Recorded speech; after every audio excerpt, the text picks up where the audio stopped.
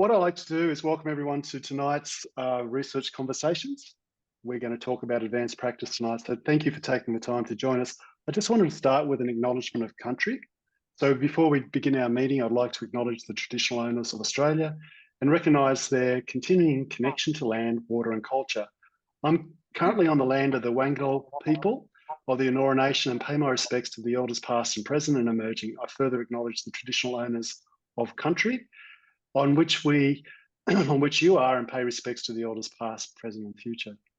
I'd like to welcome our hosts today, the chairs, which is Caroline and Claire, and I'll hand it over to you. Thank you very much.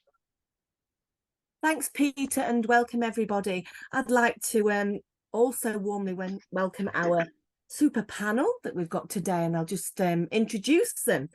So we have Dr Bronwyn Hilder. Bron is the Chief RT at the Royal Hobart Hospital in Tasmania and oversees the management of the Radiation Oncology Department there. In her experienced role as Deputy Chief RT, she was responsible for the Holman Clinic becoming involved in radiation oncology clinical trials, initially through the Trans-Tasman Radiation Oncology Group, or TROG, as we like to call it, and then through the ORTC, the European Group. Bronwyn has been awarded the Fellowship of the Australian Institute of Radiography back in 2010. And then Bronwyn also became a member of ANZMRRN in 2013 and was president between March 2018 and May 2022. In 2022, Bronwyn completed her professional doctorate at the University of Tasmania and celebrated for a long time after, I think, because it's a fantastic achievement. And this was relating to advanced practice, which is why Bron's on the panel today. The topic of Bron's thesis was investigating the potential role and scope of practice for advanced practice RTs in regional and rural Tasmania. So I'm sure when Bron talks to us and gives us her experience, she'll kind of relate to some of that research that she's done within that thesis. So welcome, Bron. Our next panel member, Mary Jobe. Mary is an advanced practice radiation therapist at the Radiation Oncology Princess Alexandra Raymond Terrace, Ropart in Brisbane. I didn't know that was the acronym for it, so I've learned something. I know, it's so long. It's a mouthful, isn't it? Mary's got over 30 years experience as a radiation therapist and has been keenly involved in her specialty of palliative radiotherapy for 10 years. Mary was part of the interdisciplinary team that developed the nationally unique advanced practice palliative radiation therapist role and has worked in the role since its inception 12 years ago. Mary's presented and published on this topic both nationally and internationally, as well as her clinical role. She's involved in research and education. So welcome, Mary. Thanks for joining us. And I'm sure that we're going to learn lots in terms of how the role in advanced practice for palliative radiotherapy is actually operationalised and involves research. So thanks once again, Mary. Thanks, Kaz. I'm thanking everybody before they've even said anything, aren't I? It's in anticipation for your fantastic contributions. And finally, we have Don Nocum from New South Wales. Don's our DR person, diagnostic radiography person. So Don's an academic lecturer at the University of Sydney, Faculty of Medicine and Health, and graduated from his PhD in early 2023. Congratulations. He's been in the radiography profession for more than 12 years. And Don maintains his clinical appointment as an interventional radiographer at the Sydney Adventist Hospital. You must be very busy, Don. It's stable. Yes. Specialising, as I say, in interventional and vascular angiography. In 2022, Don achieved certification from ANZMRRN as only the third advanced practice diagnostic radiographer in Australia. That's a fantastic achievement. And this recognition came as a result of his valuable contributions to the field through his research and clinical expertise. Don's passionate about clinical education and delivering quality patient care through evidence-based practice. So welcome to the panel, Don. Yeah. So after lots of acronyms and introductions, I'm going to really kick off, and we've already kind of gained a bit of an insight into our three panelists, radiation therapists and radiographers, in terms of their backgrounds. But what I'd like to ask you first of all, panel members, is just to tell us a little bit more about what your role is, what your experience is, and how that actually does relate to advanced clinical practice in RT and in medical imaging. So I'm going to go in reverse order. I'm going to start with yourself, Don. Yeah, of course. So with my advanced practice role, it was basically filling in the absent medical physicist role within the radiology department. So conventionally, we are clinicians, aren't we? So we go in and we look after our patients each and every day and go by procedure or examination on that case-by-case basis. So I wanted to move away from that archetype and really delve into the research aspect, into the role and what that involves. So I'm fortunate to be in a specialty in angiography and intervention where we not only diagnose patients, but we also treat patients as well. So how can we look at ways to optimize radiation dose, where the dose is higher than conventional X-rays, and really improve our clinical practice in that respect while those patients are actually undergoing those treatments as well. So that's what I was interested in, and that was my passion. And that's what I've been doing since 2017, basically. Great, thanks. Bron, I might just move on to you, and if you can just talk a little bit about your experience working in the research area of advanced practice and how that relates to clinical work, that would be great. Thanks, Bron. So I work at the Royal Hobart, which is a small centre. I have been pretty actively interested in advanced practice since, when I look back, about 2005, working in a bigger centre where Mayor is now. But what happened was I was involved in some clinical research, particularly with trials, but I was also kind of had in the back of my head, what could we do better here? What could a potential role for an advanced practice RT be? Where are those gaps? And how do I find those gaps so that we can think about how we might design a role to meet those gaps, I guess is the best way to put it.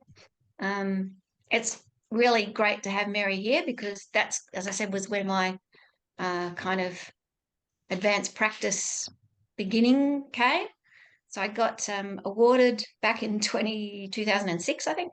I got a research grant from ROPART to go and look at the advanced practice clinics, the rapid response clinics in Toronto, to see how they worked, and then looked at the role and scope of practice for APRTs. I had a fantastic champion, Tanya Holt, who really encouraged that to go forward. And so I started developing a scoping document about what that role might be. And then, unfortunately, I left. I did work in the role for about a year, but not in the way that Mary is now. She's just taken it and it's grown wings. So that's where it started. And so having had that experience once and then moving to a regional centre, I was just trying to figure out how to make that connection so that we could get those advantages of an AP role, but in a regional centre. Thanks so much, Bron, and we might circle back to the topic of having champions a bit later on, because I think that's a really important aspect to moving things forwards on the ground. Thanks so much. So Mary, do you want to share with us a little bit about your role and experience in the field of advanced practice? Thanks. Yeah, well, I came after Bronwyn, and Bronwyn had done a whole lot of groundwork here, which was really fantastic. So we had a very well-established rapid response clinic here. And so a few years after Bronwyn had left, I sort of put my hand up and said, could I start in the rapid response clinic as the RT? And from there, Tanya Holt, who's just been an amazing mentor for me, she sort of encouraged me to keep going. And then I had a very good research fellow here too, Rebecca, and she encouraged me as well to go down that advanced practice pathway, which had been established at ANZMRRN. And so it sort of blossomed from there. We got we got some funding, so I could be in the role full time. We actually then sort of evaluated the role as it went along. I as the same as Bronwyn, I actually went over to Toronto and visited the rapid response clinics over there. And, those advanced practitioners were doing amazing things and just came back totally inspired. So we've just taken it from there, and the role's just grown and grown and grown as I've gained more experience. So it's fantastic. Great. Thanks so much for all your insights. I might hand over to Claire. Okay, thanks everybody. So I was just having a think while you were talking about your role and everything. I just wondered if each of you could maybe pick out one kind of really clinical job that you do now that you didn't see as part of your key roles when you qualified as RTs or radiographers. I don't really mind who takes that on. I'm so old that we didn't even like do online match when I was a girl. Yes, me too. I'm that old too, Bron. And I think it's kind of changed, hasn't it, over time? So that's why I was wondering what you do now that's different to what you did when you first qualified. So Mary. In the advanced practice role, Claire? Yeah. Yeah. So when we started, we were just, the main aim of the role was to fast track palliative patients. And that's what the rapid response clinic was doing. And that's what I then we disbanded the clinic, and then I started working with all the doctors, and I was sort of like a roaming rapid response clinic, which is how I work now. But I think during that time, we did a really lot of we started collaborating. There was a ward meeting that they used to have every Monday, which they still do, which was just what had happened over the weekend in our cancer ward here. And so that was with the medical oncologist and the palliative care team. And I caught wind of this and said, can I get involved in this? I think that's a really great collaborative thing. So we did do that. And then we started a little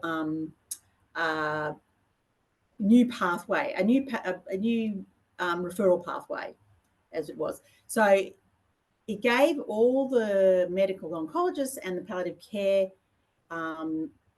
consultants somewhere to go directly to me. So they rang me directly instead of trying to find a radiation oncologist in the department. They would ring me, they would hand the patient over to me. I would then find the radiation oncologist, do all the history thing, and then hand over. And then from that started just me triaging everything. So we now get any palliative referral that comes from the department comes across my desk, and I triage that for the doctors.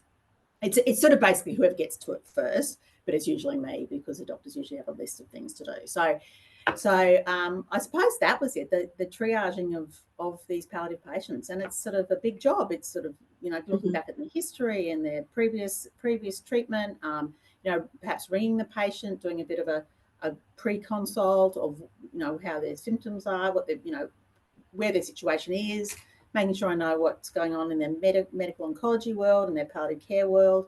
So, yeah, I suppose that was something which I really enjoy. I enjoy that part of the job the most. Yeah, I think that forming that key one point of contact is actually really important for patients, isn't it? And it's a role that we can take on as RTs or radiographers.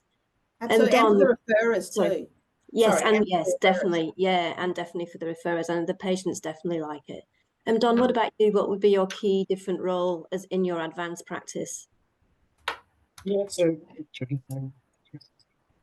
working in the angiography suite and working with the patients and the doctor that's operating. But this is about really pushing the boundaries of what a radiology department is really capable of.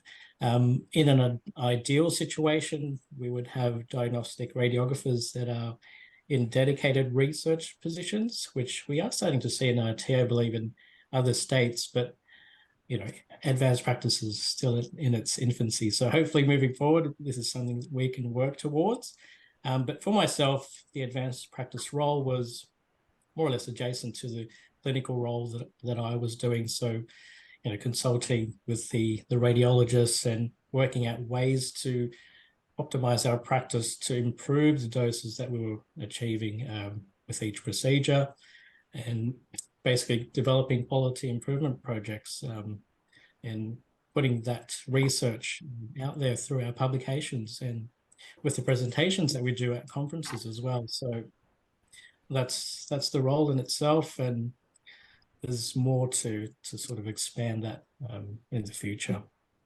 Okay, that's great. Thank you. Bronwyn, did you want to add anything, or shall I hand back to Caroline? Did you want to? The role that Mary has now was kind of back in the day was really around bony mets, and that was it kind of, and it was clinical markup, bony mets. And at that time, I could not have envisioned that it would expand to where it has, but it just goes to show what we can do if we're given education, a good mentor, and experience. So that I think is invaluable, and there's so much more we can do. You talked about the one point of contact for the patient. A lot of that, we have clinical nurse consultants for tumour sites, but we don't have similar RTs for tumour sites. And I think that's something that would really benefit the patient as well. Okay, thank you. Caroline, I'll hand back to you. Great, thanks. Given that we are kind of on the topic of advanced practice and research, I'm just wanting to circle back to research now and just get each of you to think about how research has helped you shape this advanced practice. What kind of research have you been involved in that's helped you shape the direction of advanced practice? And perhaps just talk a little bit about the types of methods that you've used and how you've involved potentially stakeholders, whoever they may be, in that research. Anyone? I'll open it out to anybody who jumps at this question first. I'll go first, everyone. I suppose when we started this role, we had to work out, and I was just so new to research. I'd never done anything. So I was really led by Tanya and by Rebecca of how to go about this. But we because it was new to the department, we really actually had to get some, we had to educate the staff, but we wanted some feedback, and we wanted research to find out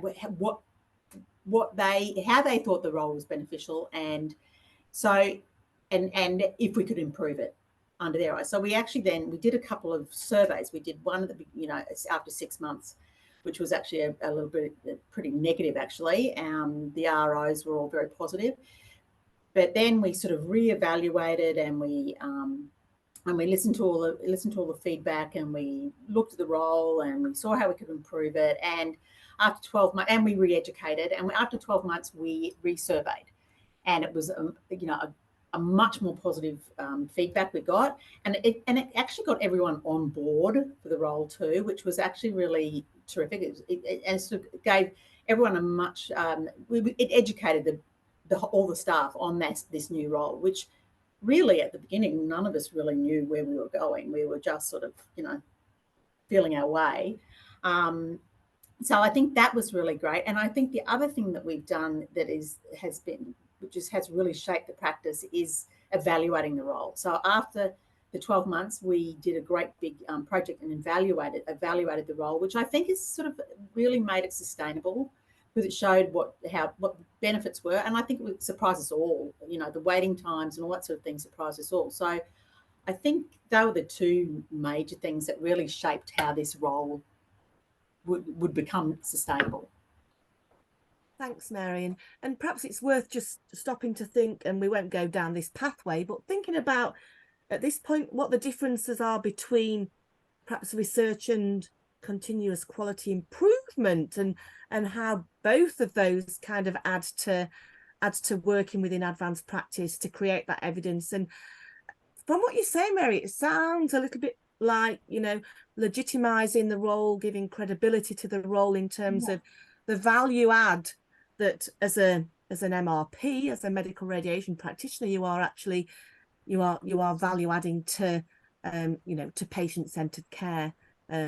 So please, if I've kind of got that wrong, then please hop in. But that's kind of what I'm thinking you were alluding to. Yeah, I think that's right, and I think it's all very well. I think it all has to be written down on paper. You know, these things have to be published. They have to be so they you can see the evidence. Otherwise, and we can all say, oh yes, of course, it's, you know, it's so much better, and the doctors can all say, oh yes, it's been so much better since you've been here. But we actually really need to publish that that information and to do it formally. Thanks, Mary. Don, Bron, anything to add there in terms of how? I think putting the doctorate I did aside, but that before I even got to the point where I thought about doing a doctorate, thinking about advanced practice pretty continually over the years has made me look at how we do our work differently. So my instinctive thought is, oh, is that flowing the way it should? And if not, why not? So process improvements at work around quality improvements, but it actually gave me a different lens to look at that I might not have seen. And in a manager's job, to know what you are actually trying to find out. So some of the tools that I use, it was like, oh, so that tool could be improved if I want to see how long this took, because that might be an area where we can do something about it. If I talk about my postgrad study, I was dragged kicking and screaming. I'm very much a numbers girl, and I was dragged kicking and screaming into doing some qualitative research, and ended up, I'm not going to say I quite liked it, but it got there in the end. And that gave me a different appreciation for what we actually do every day in our work. So finding out not just what people do, but how they feel about what they do. Because for advanced practice roles, I think we all know there's got to be buy-in. So you have to know what people think the advanced practice team might be able to do for them and how that translates. And that's exactly what Mary's saying. You've got to show the evidence. You can't just say, 50% of people think that it might be faster. You've actually got to do the numbers to go, okay, this is what actually happens. But that different lens to look at everything we do, I think, is probably the most valuable thing I've learned. Thanks, Bron. So impact, I think, as you're both saying, is really important, and translation of that research into practice is key as well. And I think, great to hear that both the quantitative and the qualitative methods are used, as mixed methods to try and look at the different perspectives, service improvement, patient care, and a whole lot of other aspects related to delivery. Don, anything else to add? Thanks, Bron. Yeah, I guess the research for me just provided that holistic approach to my clinical practice. Not often do you see those two worlds combined together. And that was basically the gap in that role in DR that's really missing. And I wanted to try it and see how that would pan out. And obviously it's been a success in terms of how we can improve practice and improve patient outcomes as well. So that was a missing piece, and something that we can really work towards and really influence other DRs into pursuing as well, not just in my context, but in other contexts as well, in other hospitals and practices. Great, thanks. I'll hand back over to Claire. So I just wanted to ask you about what piece of research has kind of inspired your practice. Because obviously there is quite a lot of advanced practice research out there, but what made you want to go and do some more research or do some more clinical work? Anybody? Okay. Do you want me to start? Oh, Bron, do you want to go? For me, it was in the beginning of SABRE. So SBRT, we're in a couple of clinical trials back in 2014. And I thought, oh, this would be a good role for an advanced practitioner. So that was where my initial thought was. But it was, I'm going to have to prove why this might be good. I'm going to have to prove, what they could do and how they could do and how they could contribute. So it was about, I guess, from a purely selfish point of view, trying to get the scaffolding so that I could push for a role. So that was kind of where mine started. Did it work out the way I thought it was going to? No. Okay, was that pushing to have a research radiographer on the team, or pushing for a radiographer to be doing some different clinical role? Different clinical role.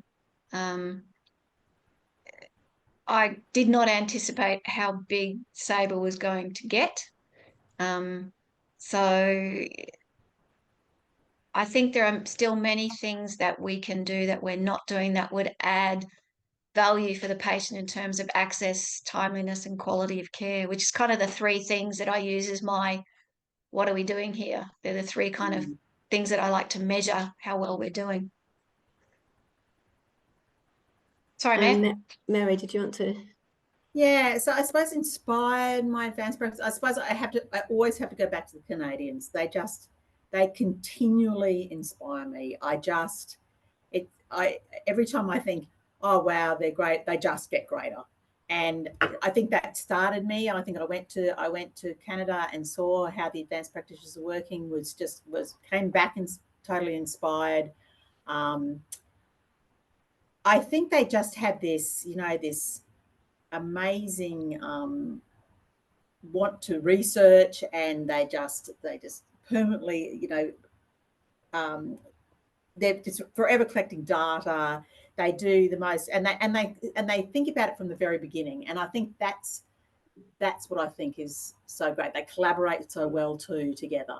So I suppose that's my inspiration. And I keep thinking, if I can get a little team together, be half as great as all of that, well, I'm sort of done my job. So I think that clinical specialist program that started in 2004 as a pilot, and then they just built on it and built on it, and like it was remarkable, and still is. They've got 24. Having said that, it's only really in Ontario that it got legs. That's the only thing. Yeah, but it is starting to expand, isn't it? Bronwyn, I mean, there are advanced practitioners around the country, and I just think they started collecting data from the very beginning, and I think that was probably the situational of how it was. But now they've got banks of data. It's inspiring. Yeah, and I think gathering that data from the very beginning is always crucial, isn't it? Because then, as you say, you've got a bank to look back on. Yes. And comparative data and everything. Yeah, Don, did you have a piece of inspirational research that spurred you on? When I started looking into all this advanced practice and into the research area that I was interested in, Dr. Boris Nikolic and Dr. James Byers over in Georgetown University Hospital in Washington were the people that really initiated this research into UAE radiation dose optimization. So that's what I looked towards, and I thought there's a gap in a DR undertaking this type of research. So why not, right? Also, in the Australian context, there wasn't much in this arena as well. I know that Brendan Erskine in Melbourne from Alfred Hospital had done some local DRL work, which included some pelvic embolization procedures. And then I was also inspired by James Crowhurst in Queensland as well, who had done, lots and lots of research and has lots of accolades to his name. So, it's inspiring to see these clinicians and researchers within, a niche specialty, and that there's so much more out there given within that specialty. There's IR, there's vascular, there's peds IR, there's neuro. There's so much more to explore, actually. So those are the key inspirations for me as an AP. And just one thing, UAE, you meaning uterine artery embolization? Correct, yes. Yeah, thanks. Caroline, I'll pass back to you. Great, thanks. I just wanted to pick up, just for our RT people out there, excuse me, are there any particular authors or presenters that you have observed, papers you've read, that you could point people to, that kind of were that inspiration? Nicole Harnett. Yeah. Oh, Bronwyn, you took mine. Natalie Rosanek, Kitty Chan out of there. But there is some great work that comes out of the UK, not as, I guess, individuals who are APs in the UK who are pushing the boundaries of practice. And there's one particular girl whose name, I'm sorry, I can't remember, who was a colorectal APRT, who was doing treatment review for patients and seeing that their blood counts were down, and then having to chase the registrar to be able to get, the transfusion organised and things like that. So she went to a trust and said, what do I need to do to be able to do this? Because that will help my patients in terms of access for them. So things like that. But yeah, Nicole was kind of like the planted the seed, and off you go. Yeah, I mean, she's my inspiration too. I think they're just they've got so much energy. They're so energetic. But what they've done, their sort of latest project is this community of practice, which they have just reached out around internationally, around the world, to get any advanced practitioners or inspiring advanced practitioners to join the community of practice. And there's now 50 of us in this group, and it's just sharing and support and collaboration. They're trying to do a great big collaborative research project, international research project. They just, every time I've been to go to one of their meetings, I come away just going, I can't retire, I've got so much to do. So I think that, yeah, anything to do with Nicole Harnett and her merry band of advanced practitioners, that, just search that and you will be inspired. Thanks. I'm just wondering whether or not, I did see that, Christy, you were online, whether we could paste a link to the community of practice. I'm not sure whether there's a link that people can access to join that community of practice. Anybody, Mary, I don't know if you got any links, and as I say, I think Christy might. Hi, Kaz, it's Christy. Yeah, they've just started a LinkedIn page. I'm just trying to find it, and then I'll post it in the chat. But it's probably a good place to start to connect with the key people. Yeah, and Mary, that is for medical radiation practitioners, isn't it? It's for radiographers and RTs. Oh no, I think just RTs. Yeah, just RTs. Sorry. Okay. Don, do you know if there's anything available for radiographers to come together in a community of practice? I'm thinking about, perhaps, leading on from some of those researchers in the UK that have established a kind of a body of research. Yeah, I haven't really looked into it too much, but yeah, a lot of the bulk of that type of work is over in the UK and Europe and even America as well. So in the field of angiography, they're not just researching, they're going into clinical practice as well. That crosses over into what the physicians do. So yeah, there's plenty out there, I think, to look into. And for me personally, yeah, it's looking at those research publications that have been done in the past over in Europe and in America. So that's where I look towards for inspiration and insight.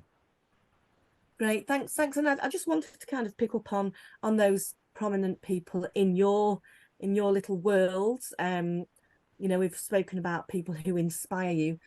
Who that works with you has, and we've kind of heard about, one radiation oncologist that has kind of championed things within Mary's world in Brisbane, and Bronze when you worked in Brisbane. Don, is there anybody who has supported you, mentored you, championed you within your local environment? Oh, definitely. Yeah, I've had a number of mentors over the years, but specifically for this advanced practice role, and with my PhD as well, which I completed earlier this year.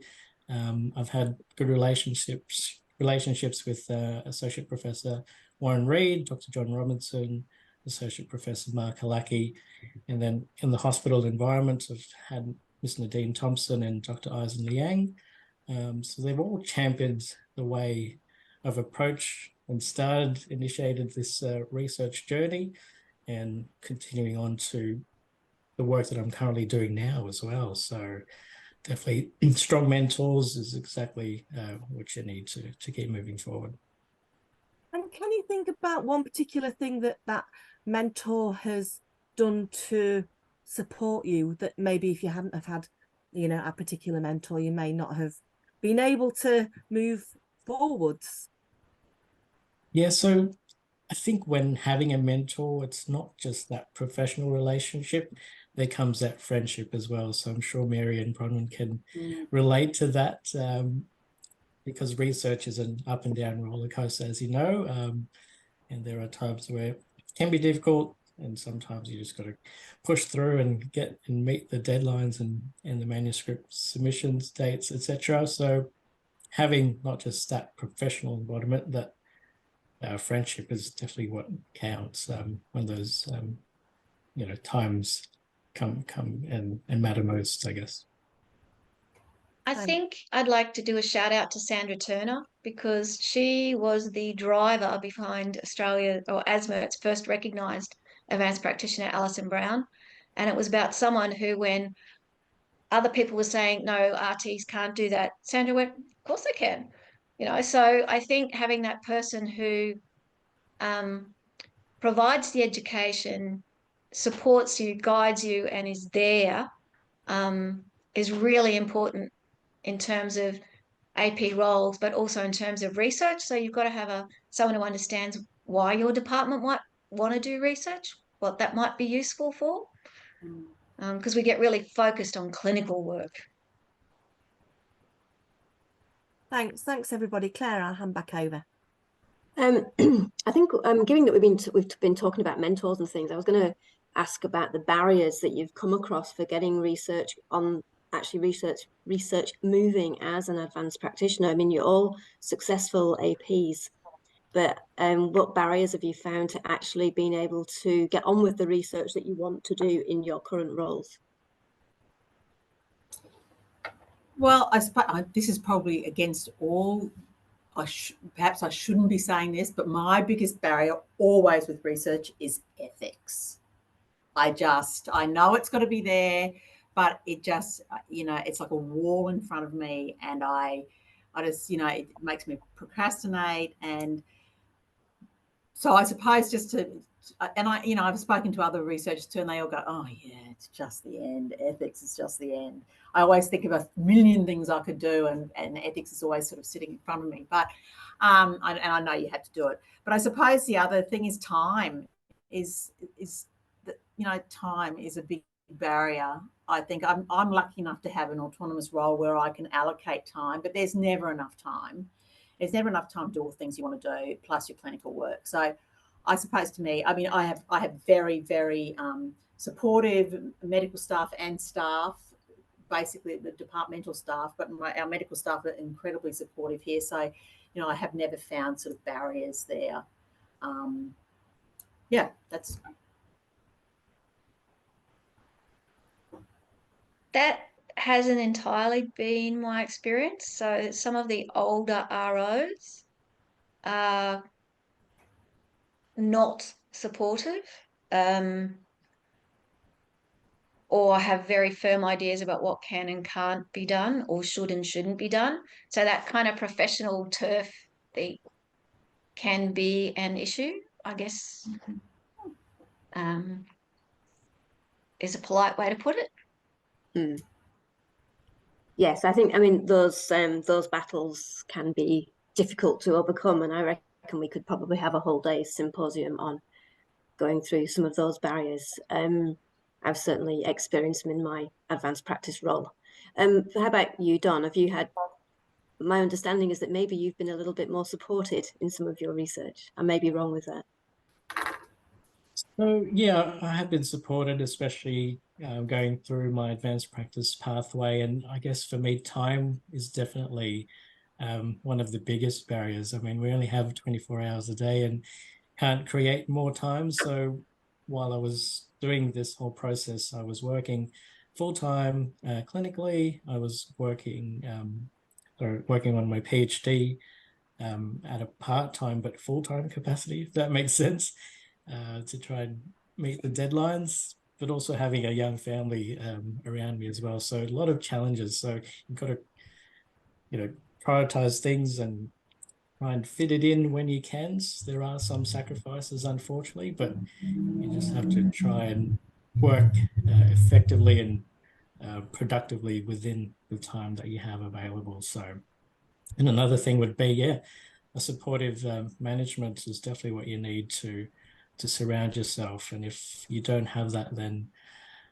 it's a roadblock, and you can't push forward to achieve what you really want. Because at the end of the day, it's not just an individual accomplishment; it's a team effort, and we are doing what we can and what's best for our patients. Okay, thank you.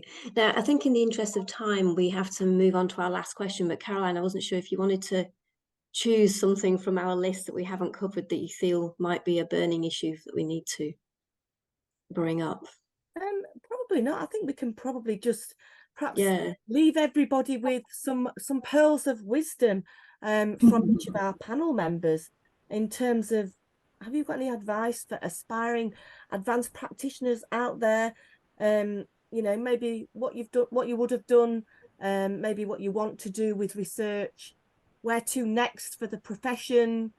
Any pearls of wisdom, each of you, that we will leave everybody to contemplate? I'll start with Mary. Well, I think probably we've got some young RTs in the department who are wanting to go down the advanced practice pathway. And my biggest thing is, number one, push the boundaries, push as hard as you can. Just do it politely, but be boss. Just keep at it, and be the most annoying person you can be. And that's, I'm sure, if you ask any of the ROs, that's what they'll say I am. Back yourself, just say you can do this, you can do it. It's just education and experience, and just learning, and just be open to anything. I think to evaluate the role that you're doing, if you've got the opportunity to be in a role, evaluate it and publish, because we just need the literature out there. Australia has not enough advanced practice literature. And I think collaboration, nationally and internationally, collaborate with your ROs. Whatever project is up, put your hand up and say, yes, I'll be part of that. Just be open to anything that you can be open to, and push the boundaries. Push. It's my biggest piece of advice. Thanks, Mary. Excellent advice. Don. For me, persistence is key, and as Mary said, push the boundaries. You got to keep going and aim high as you can, and go for those goals once you've set them, but also have a clear plan as well while you're there. So not just focusing on the initial start of your research, but have a 2 to 4 year plan and see how that progresses. And obviously that will chop and change as time goes on and as things evolve, but at least you have something to aim for, and there's more to progress that moving forward. Take time away from research when it's overwhelming as well. I think we need time to breathe so that we can revitalize and re-energize, and then when we're ready, we can refocus all that energy and be more productive to start or continue the research that we're doing. So for me, if I was to do it again, I would probably take a bit more time off to I guess, have that clear space of mind and really focus on the research that I had to undertake, really. Thanks. That's Great advice, Don. And Bron. To add, these guys have basically said all I wanted to, but to add to that, have a couple of people that you can call on when you're thinking about publishing something.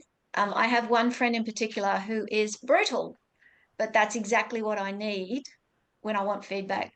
She'll write things like, sure, this is what you meant to say, and it makes you really think. So to make your research accessible and to make it so that the people who are reading it get the most out of it, have those couple of people who'll give you that feedback, apart from the reviewers when you get to to the journal itself. And having those like-minded people is really good. Thanks. The last question was, what may you have done differently? And that's not have let the martyr. Oh, Bron, we would have, yeah, we want you back. Too hot, too hot. In hindsight, we all would have done things differently. Okay, so I think the messages are, to be courageous and push those boundaries, to plan your research, plan the direction of the research in advanced practice, to stop, breathe, smell the roses every so often, to help reinvigorate yourselves, and to have allies and supporters, whether that is for the research itself, for the advanced practice role, for helping you review your publications. And that collaboration, I think, kind of encompasses everything. So we've come to the end of our discussion. I'd like to thank our panel members once again, and we're going to open out for questions now. So I think we do have some questions already in our little chat box that we might work our way through. Please feel free to type any other questions that you might have into the chat box, and we will see what we can get through in the next kind of 10 minutes or so. Okay, so let's have a look where we're up to. I think we might go right up to the top, and Gay has asked a question. Are all the advanced practitioners you work with involved in research? Well, actually, it's part of being an advanced practitioner is research. So I think if you want to be accredited through ANZMRRN, that is one of the major criteria that you have to have done. So probably that answer is yes. Yeah. And okay, great. You have to reaccredit every 3 years. So so you have to it's not a lifetime guarantee. So you have to, so as an advanced practitioner in Australia, you have to maintain your research role. Yes, absolutely. Oh, that's good to hear. Yeah. Okay. Great. Thank you. So I think there are a number of different pillars that make up that role of advanced practitioner. And it's important, if you are thinking about becoming an advanced practitioner in Australia, to have a look at the ANZMRRN documentation so that you can see where you need to develop the knowledge, skills and attributes to build up a portfolio that demonstrates evidence of each of those pillars. We won't go through all of those, but kind of will direct you to the ANZMRRN documentation if you are interested in that. Thanks, Gay. Thanks for that question. Have we got another question, Claire? Yeah, there is. There's one from Sabucio, just saying, in Australia, in the Australian context, is advanced practice recognised in the regulatory framework? And then he says he notes that the ANZMRRN framework, and wondered about a regulatory one. And I'm not aware of a regulatory one. No, ANZMRRN has had a number of discussions with the MRPBA, the registration board, a number of frustrating discussions about recognition. We even proposed a model of what they might do around general and specialist registration that happens for medical people. I'm not on the board anymore, but the most recent kind of meeting we had was that they had no appetite for that. So I think we should still continue to push for it. Yeah. Okay, thanks for that response, Bronwyn. Let's have a look at the next question down. We have a question from Warren Reed,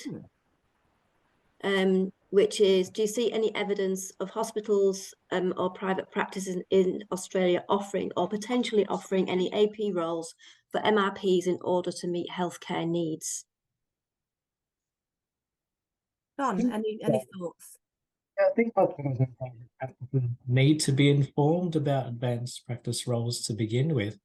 I don't think they're knowledgeable about these being available, or that people are potentially interested to undertake these roles as well. So, as I said, it's still in its infancy. So we need to, as we said in this whole webinar, push the boundaries.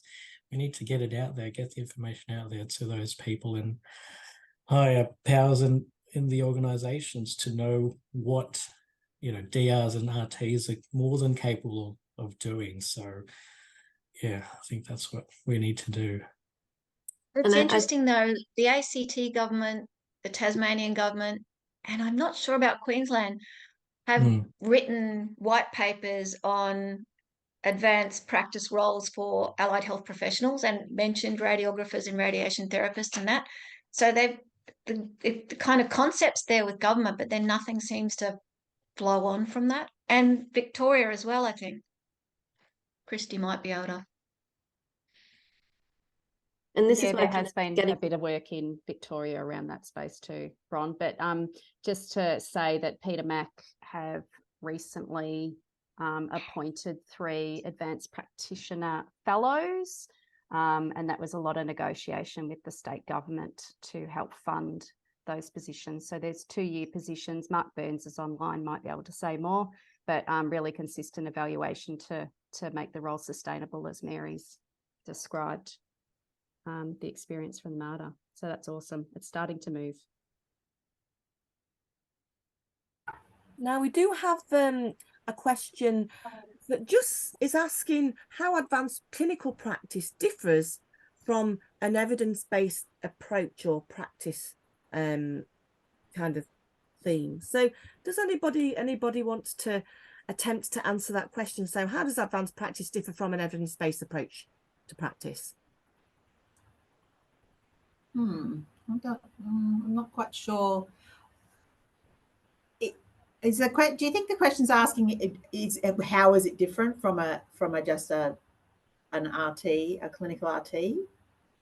And maybe if Chandra, if you do have your microphone, you might want to clarify what you wrote. But my interpretation is how does advanced practice differ from evidence-based practice? But Chandra may be able to illuminate us in terms of the exact meaning. Okay, so what I would like to establish is, like, we're speaking about the advanced clinical practitioner, but we also have evidence-based research that informs us on how to practice. So if you're advancing, that means it's role extension or role expansion. And So I suppose advanced practice, that's what it is. It's role extension, and so you're taking on duties that are usually done by another discipline, and I think that's sort of how I always sort of look at it. So the things that I would be doing, there's things that I do in my practice that would be normally done by a radiation oncologist or by a registrar, or and so that's, I suppose, defining the advanced practice, what you're actually practicing, what your day-to-day duties are. Scope. I'll just put this question forward. And what I find interesting is the regulatory agency does not recognize the categories of an advanced practitioner. And that is a bit concerning because they cover the minimal standards. Yeah, definitely something to work for. And just to add to that, yeah, evidence-based practice research is part of advanced practice, but advanced practice in itself covers the other pillars as well. So you need to fulfill the other pillars in order to be accredited and recognized as an advanced practitioner. Yes, and I think we need, we have to base our practice on research and evidence. And also as an advanced practitioner, we need to push those boundaries of research and creating new knowledge and new evidence in relation to those advanced practice roles. So I think it probably, the evidence underpins all of our practice, whether it's kind of our routine practice, including advanced practice. But the important point is that as an advanced practitioner, our practice should, where possible, be based on the evidence, and also we should be looking at generating new evidence as a result of being involved in those advanced practice roles. Okay, we've got 5 minutes left, so just a last call out for any other questions. And thank you for everybody's comments. It's great to have a little bit of discussion in that chat as well. But it does get a bit confusing with the terminology that's used. And if you read some of the research and some of the literature, again, there are different terms used for those advanced practice roles. And if you look at the UK model now, there are another couple of kind of different levels of extended or expanded practice roles, including enhanced practice. So it does get a little bit confusing when we're trying to define and delineate what these roles are, particularly in our Australian context, as things are still evolving. So any final questions? Caroline, could I ask people to go to the chat and click on the survey before they go tonight? It'd be wonderful to have their feedback. That always guides the team into designing the next webinar.